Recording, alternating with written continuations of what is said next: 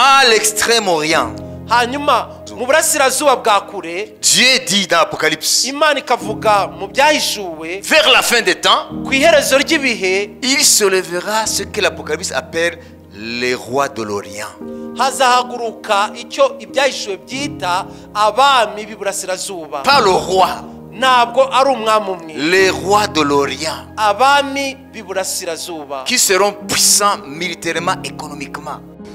Je voulais très rapidement partager avec vous, au fond, une espèce de tableau rapide du monde et de ses désordres, et dans ce contexte de nos priorités. Parce que je crois que c'est ce qui, très profondément, doit inspirer notre action en France, en Europe et à l'international. Nous le vivons tous ensemble, ce monde. Et vous le connaissez mieux que moi, mais l'ordre international est bousculé de manière inédite. Mais surtout avec, si je puis dire, un grand bouleversement qui se fait sans doute pour la première fois dans notre histoire, à peu près dans tous les domaines, avec une magnitude profondément historique. C'est d'abord une transformation, une recomposition géopolitique et stratégique. Nous sommes sans doute en train de vivre la fin de l'hégémonie occidentale sur le monde. Macron vient de dire quoi? Macron arangije kuvuga iki? Il dit que c'est la fin de l'hégémonie occidentale. Avuze ngo ni iherezo. Ça veut dire occidental, il y a l'Europe, il y a les États-Unis, il y a le Canada. Nous nous étions habitués à un ordre international qui, depuis le XVIIIe siècle, reposait sur une hégémonie occidentale. Vraisemblablement française au XVIIIe siècle, par l'inspiration des Lumières, sans doute britannique au XIXe grâce à la révolution industrielle, et raisonnablement américain au XXe grâce aux deux grands conflits et à la domination économique et politique de cette puissance. Les choses changent. C'est Ézéchiel 38, mes frères et sœurs. Ni Ezekiel 38 bene data. Est-ce qu'aujourd'hui, Uyu munsi ndabaza, cette prophétie se réalise ou il faut l'attendre? ubuhanuzi bwasohoye cyangwa tubutegereze? Dans ce désordre mondial dont a parlé Macron, où se situe l'Afrique? Muri ako kavuyo kari ku isi Macron yavuze, Afrika iherereye mu kihe gice? L'Afrique, Dieu dit, se rangera du côté de Gog, dans le pays de Magog. Bibiliya iravuga ko Afrika izafata uruhande rwa Goge mu gihugu cya Magog. Aujourd'hui, l'Afrique sera avec la Russie. La configuration biblique des puissances avant le retour de Jésus, Uko Bibiliya iteganya ko ibihugu bipanze n'imbaraga zabyo ku isi c'est déjà fait. byamaze gukorwa. Maintenant, il reste quoi? Hasigaye ko ubungubu Il reste ce qu'on appelle en anglais trigger. hasigaye rero imbarutso mu cyongereza.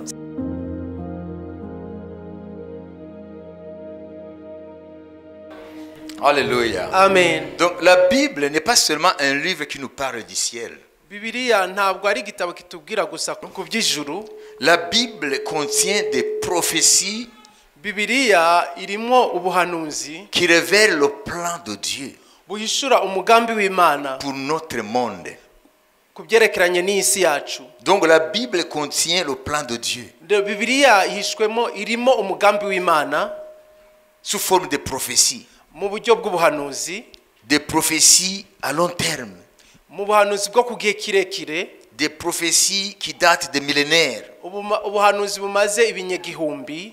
Habakkuk chapitre 2 verset 3. Mu gitabo cya Habakuki ibice 2 umurongo wa 3, Dieu parle de sa parole, Imana ivuga ku bijyanye n'ijambo de ce ryayo qui arrivera. ibizaba. Il dit c'est une prophétie Ikavuga ngo n'ubuhanuzi qui marche vers son terme. buriho buragana ku gusoza kwabwo. Écris-la sur des tables. J'étais à mon poste et je me tenais sur la tour. Je veillais pour voir ce que l'Éternel me dirait et ce que je répliquerais après ma plainte. L'Éternel m'adressa la parole et il dit, écris la prophétie, grave-la sur des tables, afin qu'on la lise couramment. 3. Car c'est une prophétie dont le temps est déjà fixé, elle marche vers son terme et elle ne mentira pas. Si elle tarde, attends-la, car elle s'accomplira certainement. maze Uwiteka aransubiza ati andika ibyerekanywe ubigaragaze ku mbaho kugira ngo ubisomye abyihutire, kuko ibyerekanywe bifite igihe byategekewe ntibizatinda kukigeraho kandi ntibizabeshya. Naho byatinda ubitegereze, kuko kuza ko bizaza ntibizahera. Amen. Amen. Amen. C'est ça la parole prophétique. Iri ni ryo jambo ry'ubuhanuzi. La parole prophétique de Dieu. Ijambo ry'ubuhanuzi ry'Imana. Dieu dit que cette parole a un temps fixé. Imana ivuga ko iryo jambo riba rifite igihe ryategekewe. Ça veut dire les prophéties bibliques Nuba ngo n'ubuhanuzi bwa Bibiliya ont un temps marqué par Dieu pour leur accomplissement. buba bufite igihe cyategetswe n'Imana buzasohoreraho. Puisque l'homme ne vit pas longtemps, Kubera ko umuntu ntabwo amara igihe kirekire ariho ku isi, 70, 80 et on est parti. imyaka 70, 80 umuntu akaba yavuye muri iyi si. C'est pour cela que nous ne comprenons pas toute la dimension du plan de Dieu. Niyo mpamvu tutabasha gusobanukirwa ubugari bw'umugambi w'Imana. C'est pourquoi Dieu dit, Niyo mpamvu Imana ivuga ngo si tu lis les prophéties de ma parole, nusoma ubuhanuzi bwo mu ijambo ryanjye, puisque ces prophéties peuvent annoncer des événements qui s'accompliront des siècles plus tard. kubera ko ubwo buhanuzi bushobora kumenyekanisha ubuhanuzi buzasohora mu Des binyejana, événements qui prendront place sur la scène mondiale plusieurs siècles en avant. ibintu bizaba ku rwego rw'isi mu binyejana bya kure. Donc vous voyez, l'homme ne peut pas saisir la portée de ces prophéties. Rero umuntu ntabashe gusingira ubugari bw'ubwo buhanuzi, Parce qu'on ne vit pas 1000 ans. kubera ko tudatinda nitumara imyaka igihumbi Pour voir ces prophéties, comment elles prennent forme. kugira ngo tubashe kubona ukuntu ubwo buhanuzi bufata ishusho. Mais lorsque le temps marqué par Dieu arrive, Ariko igihe ibihe byategetswe n'Imana bisohoye, cette génération-là, urunganwe bwo muri icyo gihe si elle est connectée à la parole de Dieu, rubaye ruzi ibyanditswe mu ijambo ry'Imana, elle saura que Dieu accomplit ce qu'il avait dit. ruzamenya ko Imana isohoje icyo yari yaravuze. Je vais vous donner un exemple. Reka mbaho urugero. Macron vient de dire quoi? Macron arangije kuvuga iki? Il dit que c'est la fin de l'hégémonie occidentale. Avuze ngo ni iherezo. Ça veut dire occidental, il y a l'Europe, il y a les États-Unis, il y a le Canada. Iyo tuvuze uburayi cyangwa uburasirazuba, Donc les puissances occidentales. ni biriya bihugu byo mu burasirazuba, Donc l'Europe, les États-Unis, etc. harimo uburayi, Amerika, Canada. Il vient de déclarer que c'est la fin de Arangije l'hégémonie. arangije kuvuga ngo ni iherezo ry'ubutware bwabo ku mahanga. Et là même dit quelque chose que j'ai enseigné ici. Hari n'icyo yanavuze nigishije hano. Elle a dit que le 18e siècle était le siècle français. Yavuze ngo ikinyejana cya 18 ubwami bw'Abafaransa nibwo bwategekaga. Le 19e siècle c'était un siècle anglais. Ikinyejana cya Il a dit ça. 19 L'empire britannique. yavuze ko ari ubwami bw'Abongereza nibwo bwategeka amahanga. Et le 20e siècle ça a été le siècle américain. Hanyuma ikinyejana cya 20 n'Abanyamerika nibo bayobora. C'est ce qu'il a dit. Nibyo yavuze. Mais je l'ai dit ici il y a quelques jours. Ariko hashize iminsi naribabwiye ibi. Vous comprenez? Murabyumva? Et le 21e siècle, Hanyuma ikinyejana cya 21 il vient de confesser, arangije kwatura, il vient de l'accepter arangije guhamya cyangwa kwemeza que le 21e siècle ne sera pas un siècle sous domination occidentale. ko ikinyejana cya 21 kitazaba gitegekwa cyangwa kiyobowe n'uburasirazuba. Et il a donné des raisons. Kandi atanga n'impamvu Qu'il y a l'émergence d'autres puissances, ko hahagurutse ibindi bihangange, la Chine, la Russie Ubushinwa, Uburusiya, l'Inde Ubuhindi et l'Afrique derrière. na Afrika inyuma. Alors, il ne sait pas que c'est dans la Bible. Ntabwo azi ko biri muri Bibiliya. Écoutez-moi bien. Muntega amatwi Je neza. vais filer. Ndingiye kwihuta, Ceux qui veulent noter vont noter. abandika mwandike. Daniel chapitre 8. Daniel igice cy'umunani Daniel dit, aravuga ngo la 3e année du règne du roi Belshazzar, moi Daniel, j'ai une vision outre celle que j'ai eue précédemment. Lorsque j'ai eu cette vision, il me sembla que j'étais à Suse, la capitale, dans la province de l'âme, et pendant ma vision, je me trouvais près du fleuve du Laï. 3. nubuye amaso mbona imfizi y'intama ifite amahembe abiri ihagaze ku ruzi. Ayo mahembe uko ari abiri yari maremare, ariko rimwe ryasumbaga irindi. Irirerire niryo ryaherukaga kumera. Voilà. Donc, lorsqu'on va continuer à lire, rero nukomeza gusoma l'ange a expliqué à Daniel cette vision. marayika yasobanuriye daniyeli iby'iri yerekwa. Il a dit, ce bélier, yaravuze ngo iyo mfizi y'intama avec 2 cornes, yari ifite amahembe abiri, la petite, c'est elle qui a commencé à pousser, agato niko katangiye kumera, et l'autre là, hanyuma irindi qui était plus haute, ryari rirerire elle est venue après. ryaje kuzamuka nyuma. Il dit, c'est l'empire médo-perse, des Mèdes et des Perses. asobanura ngo ni ubwami bw'abamede n'abaperesi. C'est cité dans ce chapitre. muri iki gice cy'umunani niho biranditswe. Alors comprenez bien. musobanukirwe rero neza. Avant, il y avait une puissance qui s'appelait Assyrie. mbere hari igihugu cy'igihangange cyitwaga Ashuri. Ça veut dire au nord de l'Irak. ni mu majyaruguru y'igihugu cya Iraki. Et la Syrie a été vaincue par la puissance Mède plus la puissance babylonienne. Ashuri iza gutsindwa n'ibihugu bindi by'ibihangange by'abamedi n'abababiloni.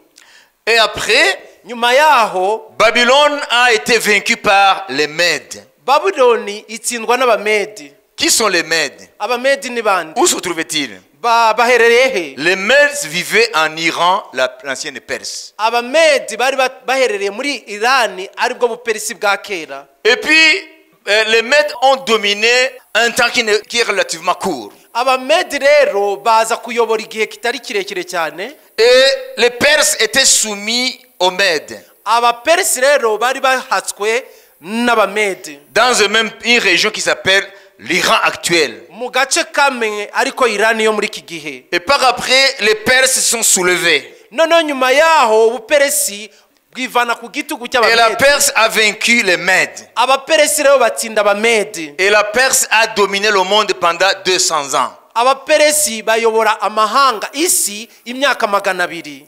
Et vous voyez, murabibona la petite corne sur les Mèdes.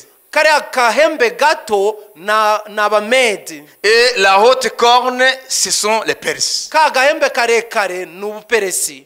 Pourquoi est-ce que Dieu n'a pas montré 2 animaux différents? kubera ko Imana itagaragaje inyamaswa ebyiri zitandukanye? C'est parce que ce sont 2 puissances qui se sont levées, qui ont émergé sur un même territoire. ni ukubera ko ni ibihangange bibiri byari bihagurukiye ku butaka bumwe.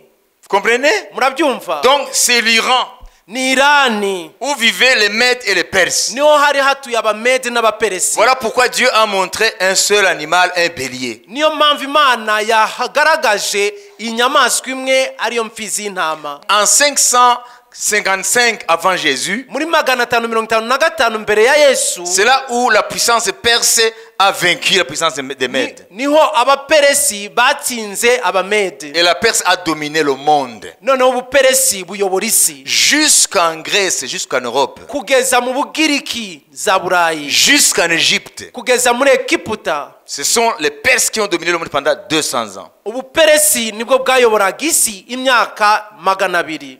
Alors après, Dieu révèle à Daniel nyuma rero Imana yishurira Daniyeli la fin de l'empire perse. iherezo ry'ubwami bw'ubuperesi. Écoutez, mubyumve. je vis le bélier qui frappait de ses cornes à l'Occident.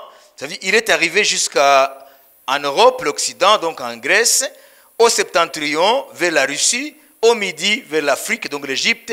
Aucun animal ne pouvait résister et il n'y avait personne pour délivrer ses victimes et il faisait ce qu'il voulait et devint puissant. Ça, c'est la Perse. ubwo ni ubuperesi. mbona iyo mfizi y'intama igenda ishamye yerekeye iburasirazuba n'ikasikazi n'ikusi, ntihagira inyamaswa ihangara kuyihagarara imbere, ntihaboneka ubasha kuziyikiza. yagenzaga uko yishakiye ikagira imbaraga. Alors, dans la vision, écoutez, rero mu iyerekwa Daniel voit un autre animal. Daniyeli abona indi nyamaswa. Est-ce que vous suivez? muri gukurikira? Vous suivez? muri gukurikira? Macron vous a prêché aujourd'hui. Macron yababwirije uyu munsi Pour que vous ne disiez pas, oh, c'est le message des pasteurs. kugira ngo mutavuga ngo ni ubutumwa Alors, bw'abapasitori. regarde ce qu'il a vu maintenant. mwumve icyo yabonye. Écoutez, mwumve. comme je regardais attentivement, verset 5, ku murongo wa 5 nk'ibyitegereza voici un bouc venu de l'Occident. mbona haje isekurume y'ihene iturutse iburengerazuba. Occident, c'est où? Iburengerazuba ni he? C'est N'Uburayi. l'Europe et plus tard plus les États. Alors, ce N'Uburayi. bouc vient d'où? Dites, vient d'Europe. Ce bouc vient d'où? Iyi sekurume y'ihene iturutse he? Iturutse Iburayi. Hein, l'Occident. Iburayi, uburengerazuba. N'est-ce pas? Sibyo? Écoutez, qu'est-ce qu'il fait? Ikora iki? Un bouc venait de l'Occident et parcourait toute la terre à sa surface sans la toucher. Ce bouc avait une grande corne entre les yeux. Haje isekurume y'ihene iturutse iburengerazuba igenda idakoze amaguru hasi ikwira isi yose, kandi iyo sekurume y'ihene yari ifite ihembe rigaragara cyane hagati y'amaso yayo. Je vis qu'il s'approchait du bélier et s'irritait contre lui. Nuko itera ya mfizi y'intama y'amahembe abiri nari nabonye, Il frappa le bélier et lui brisa les deux cornes. ihagaze ku ruzi ivudukira ifite imbaraga n'uburakari bukaze. Sans que le bélier eût la force de résister, il le jeta par terre, le foula et une personne pour délivrer le bélier. Mbona yegereye iyo mfizi y'intama irayirakarira irayisekura ivuna ayo mahembe yombi ya mfizi y'intama ntiyari ifite imbaraga zo kuyihagarara imbere. Le bouc devint très puissant, mais lorsqu'il fut puissant, sa grande corne se brisa, 4 grandes cornes s'élevèrent pour la remplacer aux 4 vents des cieux. Ahubwo iyo sekurume y'ihene iyikubita hasi irayisiribanga, ntihaboneka ubasha gukiza iyo mfizi y'intama imbaraga za ya sekurume y'ihene. Amen. Amen. Voilà, je saute un peu. Ngiye gusimbuka gato. Dieu donne l'explication Imana itanga ubusobanuro. au verset 19. Je vais t'apprendre ce qui arrivera au terme de la colère, car il y a un temps marqué pour la fin. Arambwira ati umva ngiye kukumenyesha ibiza mu gihe cy'umujinya wo kumeruka, kuko ari iby'igihe cy'imperuka cyategetswe. Dieu dit à Gabriel, l'ange Gabriel d'expliquer à Daniel la vision. Imana itegeka amarayika Gabriel gusobanurira Daniel iyerekwa. Ni ku murongo wa 16 niho Imana ibwira Daniel ngo Je suis en train de filer. Le bélier que tu as vu, voilà l'explication. Le bélier que tu as vu et qui avait des cornes, ce sont les rois des Mèdes et des Perses. Vous voyez? imfizi y'intama y'amahembe abiri wabonye nibo bami b'Abamedi n'Abaperesi. Nimubibona? Vous comprenez? Murabyumva? Donc il reçoit l'explication. Nuba ngo yabonye rero ubusobanuro. Et puis le bouc, Kandi ya sekurume c'est le y'ihene roi de Javan. Javan, c'est l'autre nom de la Grèce. y'igikomo ni umwami w'Ubugiriki. Vous comprenez? Murabyumva? Le bouc, c'est le roi de Javan. La grande corne entre ses yeux, c'est le premier roi. Kandi ihembe rinini riri hagati y'amaso yayo niyo mwami wabo wa mbere. C'est Alexandre le Grand, N'uwitwa Alexandre le Grand, qui a conquis le monde à partir de la Grèce, l'Europe, avec une rapidité de conquête extraordinaire. yabashe kwigarurira isi aturutse hariya ku muvuduko ukomeye cyane. Donc en quittant l'Europe, la Grèce, Avuye i Burayi mu Bugiriki, c'est lui qui a vaincu l'empire perse. niwe yatsinze ubwami bw'Abaperesi. Après, il est mort jeune. Nyuma yaje gupfa akiri muto Et cyane. 4 de ces généraux se sont partagés l'empire. Abajenerali bane be nibo baje kwigabanya ubwami bwe. C'est ce que l'ange Gabriel dit ici. Les 4 cornes qui se sont élevées pour remplacer cette corne brisée, ce sont 4 royaumes qui s'élèveront de cette nation, donc l'empire grec, mais qui n'auront pas autant de force. Kandi nk'uko ryavunitse mu cyimbo cyaryo hakamera andi mahembe ane, uko niko hazaba ubwami bune bukomoka muri ubwo bwoko, ariko buzaba budafite amaboko nk'ay'uwa mbere. Alors, je vais faire un résumé. Reka mbivuge mu buryo buhinye. Dieu dit que Imana ivuga ko l'empire des Mèdes et des Perses ubwami bw'Abamedi n'Abaperesi sont symbolisés par le bélier à 2 cornes. bushanywa n'imfizi y'intama ifite amahembe abiri. Parce que ces puissances viennent d'une seule région, l'Iran. Kubera ko ibyo bihugu bibiri by'ibihangange biturutse mu gace kamwe ariko Irani.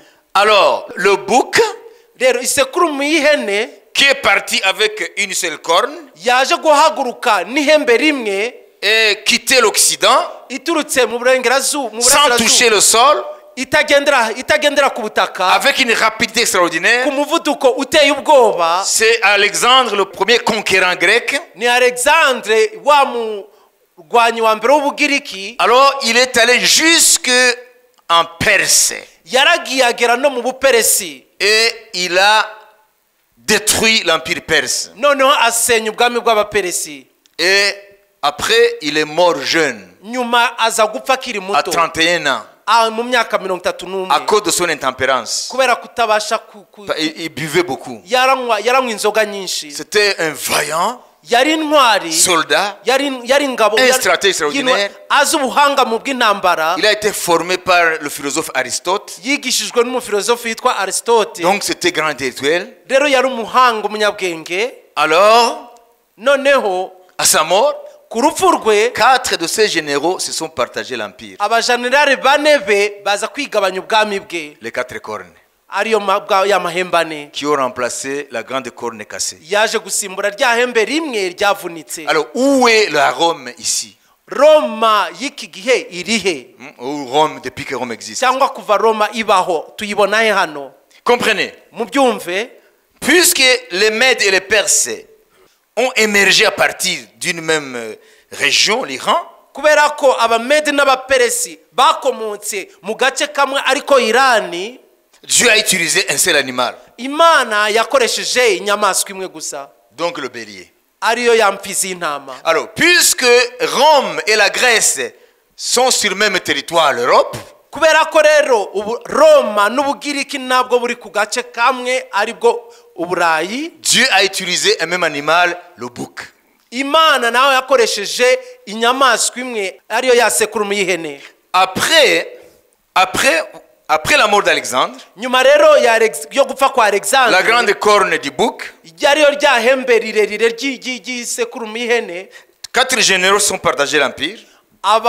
abajenerali bane baza kwigabanya ubwami. Et par après, nyuma yaho, vers la fin de leur règne, ku iherezo ry'ingoma yabo, sur l'une des 4 cornes, ku ihembe rimwe muri ariya ane, est sortie une petite corne. haza kuvumbukamo akandi gahembe gato. Et Dieu dit, Imana ikavuga ngo cette corne, ako gahembe ça sera une puissance kazaba igihangange qui va remplacer la Grèce.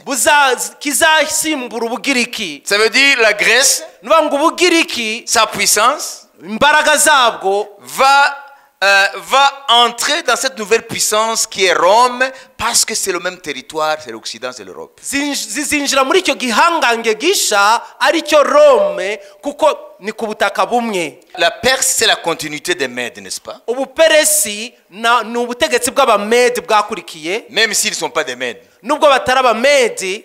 Et Rome, c'est la continuité de la Grèce. Roma ni ugukomeza k'ubutegetsi bw'Ubugiriki. Voilà pourquoi on dit l'Occident est appelé l'Empire gréco-romain. niyo mpamvu bakoresha imvugo ngo uburengerazuba ni ubwami bw'Abagiriki n'Abaroma, barabifatanya. Et lorsqu'on parle de la culture, de la langue sur le continent européen, même américain, on parle de la culture gréco-latine. iyo barava ku byerekeranye n'umuco n'ururimi kuri uriya mugabane w'uburengerazuba, bakoresha ko ari Ubugiriki n'Abaroma. Voilà, donc cet animal a continué. rero iriya nyamaswa yarakomeje. Le bouc là, iriya sekurume y'ihene, la première corne est partie. ihembe rya mbere riza kuvaho, C'est Alexandre le Grand. ariryo Alexandre le Grand. Les 4 cornes sont parties. ya yandi ane nayo aravaho, Le restait la petite corne. haza gusigara ku gahembe gato. Ce sont les nations modernes occidentales ni ibi bihugu bya none byo mu burengerazuba, dont Macron aujourd'hui est en train de dire que c'est la fin de leur puissance. ari byo Macron ari aravuga uyu munsi ko iherezo ry'ubutware bwabyo byageze. Alors, ça va être remplacé par quoi? none se biraza gusimburwa n'iki? Voilà, Dieu dit, Imana ikavuga je ngo, termine, ndarangije, avant le retour de Jésus, mbere y'uko Yesu agaruka, la géopolitique du monde imiyoborere y'isi sera configurée comme suit. izaba iteye muri ubu buryo. Il y aura la puissance qui domine le monde des siècles, l'Occident, hazaba hari kiriya gihangange kizaba gitegeka amahanga, qui a dominé le monde en une longue période, cyadekeze isi ku gihe kirekire, nuvuga ngo uburengerazuba, l'Europe et l'Amérique, tout ça. Burayi, Amerika n'ibindi. Et à l'extrême-orient, hanyuma mu burasirazuba bwa kure, Dieu dit dans l'Apocalypse, Imana ikavuga mu byahishuwe, vers la fin des temps, ku iherezo ry'ibihe il se lèvera ce que l'Apocalypse appelle les rois de l'Orient. hazahaguruka icyo ibyahishuwe byita abami b'iburasirazuba. Pas le roi, ntabwo ari umwami umwe, les rois de l'Orient, abami b'iburasirazuba qui seront puissants militairement, économiquement, bazaba bafite imbaraga mu bya gisirikare, mu by'intwaro no mu bukungu, même démographiquement. ndetse no mu mubare w'abantu. Donc la Chine rero Ubushinwa est l'une de ces rois-là. ni kimwe muri abo bami bavugwa. Donc la Chine, Ubushinwa c'est la puissance de l'Orient. ni igihangange mu burasirazuba. L'Inde. Ubuhindi. Amen. Amen. Donc l'Est du monde, kariya gace k'uburasirazuba bw'isi, qu'on appelle l'Orient, uburasirazuba bw'isi bwa kure, et surtout vers l'Extrême-Orient, cyane cyane kure mu burasirazuba, il y aura l'émergence des puissances. hazahaguruka ibihangange. Et Macron a dit, Macron yavuze rero, nous avons longtemps sous-estimé la puissance de la Chine et de l'Inde. twasuzuguye igihe kirekire imbaraga z'Ubuhindi n'Ubushinwa. Donc Dieu a permis que ces puissances se lèvent aujourd'hui. Imana rero yemeye ko uyu munsi ibi bihangange bihaguruka. Regardez, je vais terminer. Murebe ngiye kurangiza. Nous avons l'Occident, dufite uburengerazuba, c'est le bouc là, n'est-ce pas? ni ya sekurume y'ihene, Parce que le bélier n'est plus. kubera ko ya mfizi y'intama ntikiriho. Et nous avons l'Extrême-Orient, tukagira uburasirazuba bwa kure, les rois de l'Orient, abami b'iburasirazuba, la Chine, l'Inde, etc. Ubushinwa, Ubuhindi Ces n'abandi. puissances émergentes-là, biriya bihangange byo mu kariya gace qui ne sont plus émergentes, maintenant elles s'imposent sur la scène mondiale. ntabwo aribwo bigihaguruka, ahubwo bimaze Alors, kwigaragaza. vous qui connaissez la géographie, kuri mwebwe muzi ukuntu ibihugu bipanze ku il reste isi, combien de parties de notre globe? hasigaye ibice bingana gute by'isi yacu, Combien? ku mugabane wacu? Bingahe? Vous qui êtes là, combien? mwe muri hano bingahe? Quand on Bine. parle de 4 points cardinaux, on dit quoi? Bine, Alors, je viens de décrire quoi? Combien? bibiri. L'Occident et l'Orient. Iburasirazuba Maintenant, il reste n'iburengerazuba, hasigaye iki? Il reste le septentrion, extrême nord, Amajyaruguru ya kure et le sud, Aouichaïowe. n'amajyepfo aho wowe uri. Alors, qu'est-ce que Dieu dit?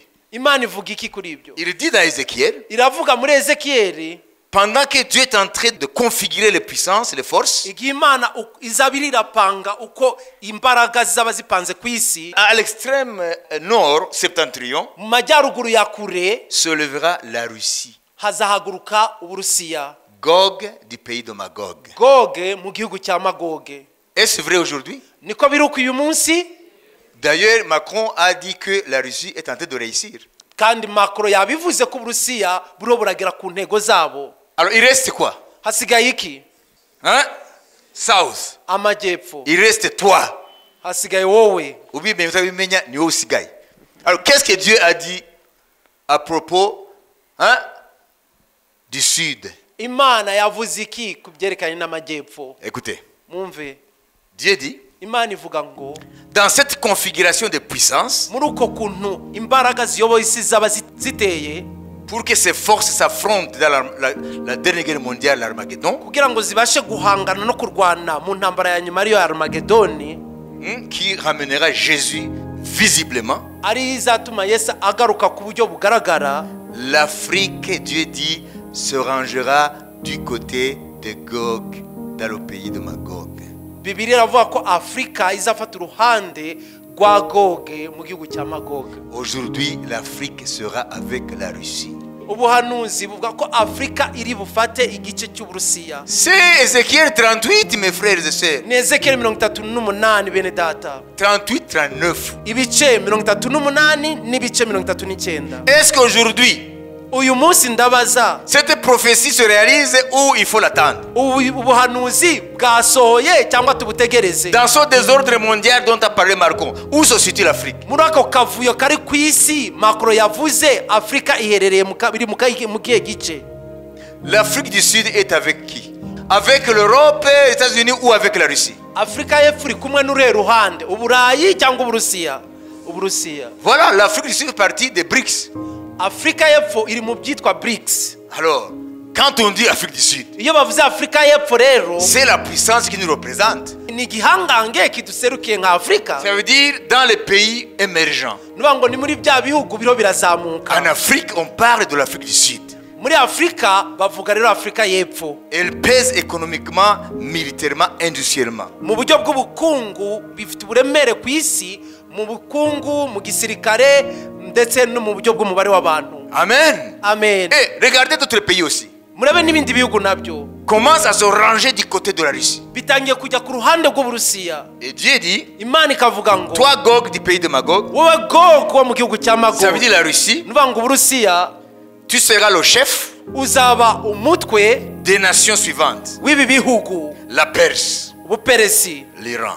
ariyo L'Iran Iran. est avec qui? Iran iri kumwe nande? Avec la Russie. Iri kumwe n'Uburusiya. Vous comprenez? Murabyumva? Et puis Dieu cite les pays. Imana ikavuga rero ibihugu uko bikurikirana. La Libye, Libya qui est Pout. ariyo Puti. Et parmi ces pays-là, Muri ibyo bihugu nabyo Dieu cite l'Éthiopie. Imana ikavuga Ethiopia. Mais à l'époque d'Ézéchiel, Ariko mu gihe cya Ezekiyeli, lorsqu'on parlait de l'Afrique en général, surtout l'Afrique noire, on parlait d'Éthiopie. iyo bavugaga mu buryo rusange kuri Afurika y'abirabure bakoreshaga Ethiopia. Voilà pourquoi aujourd'hui, Niyo mpamvu uyu munsi la configuration biblique des puissances avant le retour de Jésus, uko Bibiliya iteganya ko ibihugu bipanze n'imbaraga zabyo ku isi c'est déjà fait.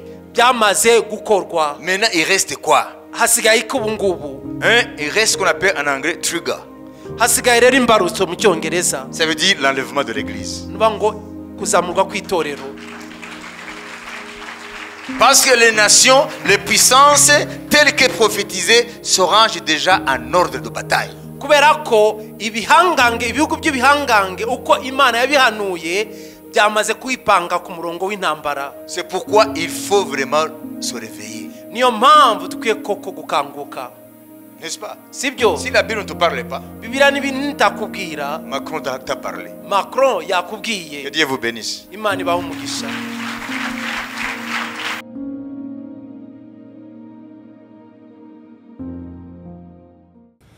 Et elles sont profondément bousculées par les erreurs des Occidentaux,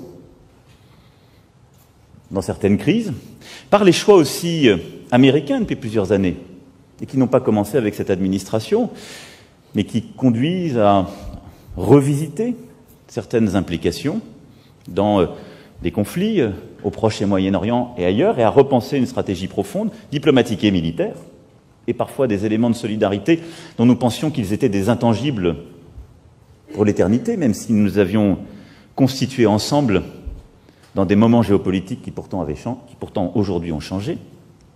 Et puis, c'est aussi l'émergence de nouvelles puissances dont nous avons sans doute longtemps sous-estimé l'impact.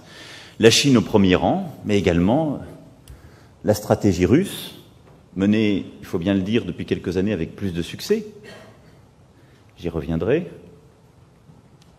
L'Inde qui émerge, ces nouvelles économies qui deviennent aussi des puissances pas seulement économiques mais politiques et qui se pensent, comme certains ont pu l'écrire, comme de véritables États-civilisations et qui viennent non seulement bousculer notre ordre international, qui viennent peser dans l'ordre économique, mais qui viennent aussi repenser l'ordre politique et l'imaginaire politique qui va avec beaucoup de force et beaucoup plus d'inspiration que nous n'en avons. Regardons l'Inde, la Russie, la Chine. Elles ont une inspiration politique beaucoup plus forte que les Européens aujourd'hui. Elles pensent le monde avec une vraie logique, une vraie philosophie, un imaginaire que nous avons un peu perdu. Et donc tout ça vient nous bousculer très profondément, vient rebattre les cartes. Je ne parle pas évidemment de l'émergence africaine, chaque jour confirmée, et qui se traduit aussi là par une recomposition profonde, et j'y reviendrai aussi. Cette stratégie de la prudence, ou de la poursuite des habitudes, parce qu'on peut d'ailleurs suivre cette voie sans considérer qu'on est prudent, si on continue à faire comme avant, pour le dire autrement, qu'on soit d'ailleurs une entreprise, un diplomate, un ministre, un président de la République, un militaire, tous ici dans cette salle, si on continue à faire comme avant, alors nous perdrons définitivement le contrôle. Et alors ce sera l'effacement.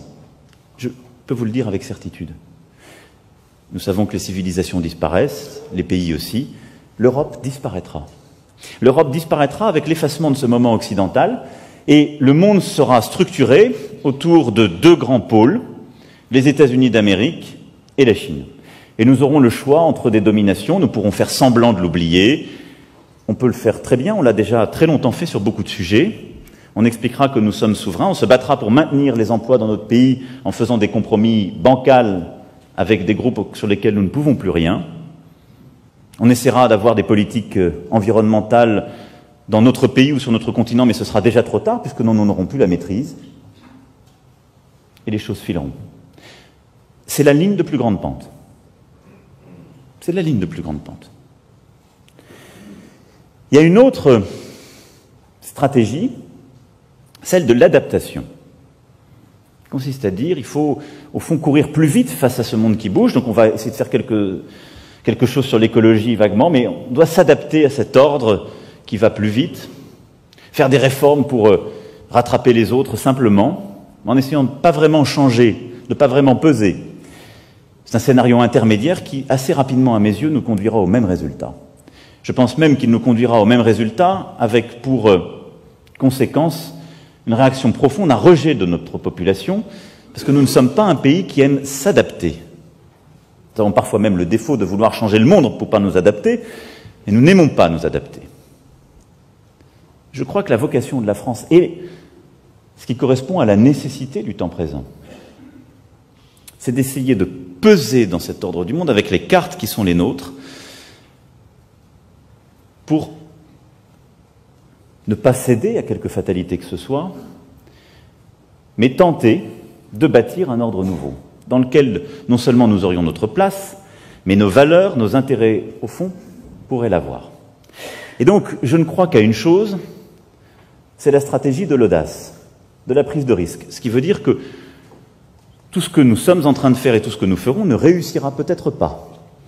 Et il y aura beaucoup de commentateurs pour dire que ça ne réussit pas à certains moments. Ceci n'est pas grave. Ce qui est aujourd'hui mortel, c'est de ne pas essayer, compte tenu de tout ce que je viens de dire.